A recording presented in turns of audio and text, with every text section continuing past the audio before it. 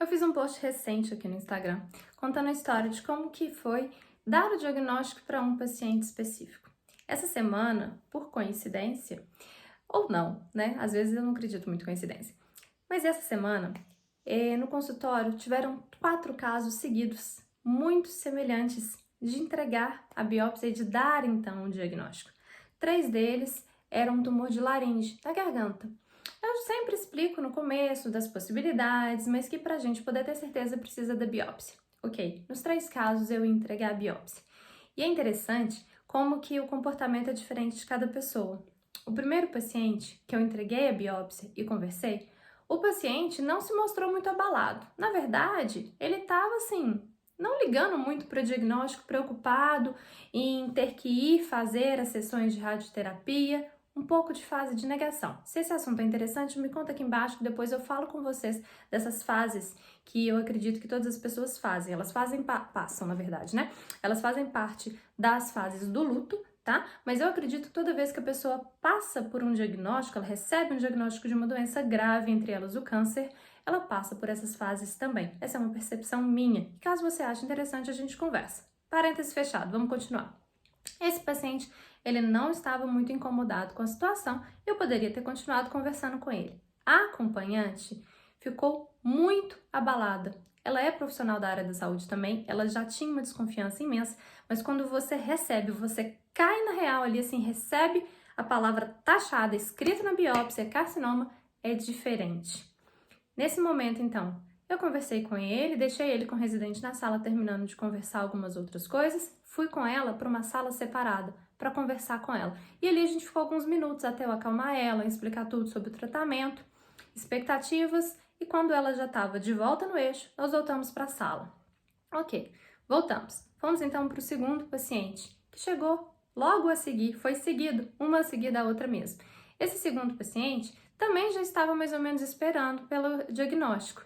Ele não se sentiu abalado, nem a acompanhante que estava com ele, que era a filha, as duas eram filhas, elas também já estavam mais ou menos tranquilos com a questão do diagnóstico. E eu fui explicar sobre as duas propostas de cirurgia ou radioquimioterapia, as duas propostas de tratamento.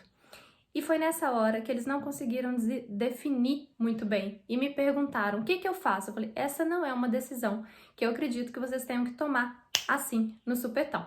Deixei de novo eles na sala conversando, saí, deixei eles uns minutinhos lá. Quando eu voltei, eles ainda não tinham conseguido definir e fizeram uma videochamada com alguém da família, não sei muito bem quem. Deixei eles à vontade de novo, saí novamente da sala, voltei pra gente poder conversar. E aí eles definiram por qual tratamento eles iam fazer. Terceiro paciente recebeu também o diagnóstico. Esse estava sozinho. Quando eu entreguei para ele, ele não entendeu muito bem o que tinha que fazer. E ele não queria, era ir todos os dias fazer a radioterapia. Ele não queria cirurgia, isso aí ele descartou de cara. E ele não queria ir todos os dias fazer a radioterapia. Nesse momento eu expliquei para ele que não fazer nada não era uma opção boa. Ele podia optar por isso também, mas eu não aconselhava. Como ele não estava conseguindo definir, o que eu fiz? Eu pedi para ele retornar na semana seguinte com um acompanhante para a gente conversar novamente. Esse momento de definição de tratamento é um momento muito delicado. E aí eu sempre gosto de deixar a pessoa pensar. Isso eu aprendi com um preceptor meu na residência. E eu achei isso muito interessante e guardei isso para mim. E levei isso para a vida. Isso de volta semana que vem, a gente conversa de novo, traz alguém, vamos bater um papo melhor sobre isso. Isso é muito importante. Por quê? Porque quando a gente tem que definir o tratamento, a gente está tentando escolher entre dores de sequelas. Todo tratamento vai ter uma sequela cirúrgica ou uma sequela do tratamento de radioquimioterapia. E sempre que a gente vai definir, não é o meu querer, não é o que eu quero, o que eu penso. Eu estou ali para orientar. Eu posso te falar o que é melhor do ponto de vista médico, o que vai ter maior chance de cura, mas não sou eu quem vai conviver com a sequela depois, não sou eu quem vai cuidar da pessoa em casa. Então, quem tem que definir é sempre o paciente. Ele pode sim e deve pedir opinião para os familiares, mas é o paciente quem define o tipo de tratamento, tá bom? Então, queria saber de vocês como que foi receber um diagnóstico, se você já recebeu alguém da família, se foi fácil essa decisão ou se você necessitava de um pouquinho mais de tempo. Quero te ouvir também, me conta aqui embaixo para eu poder saber.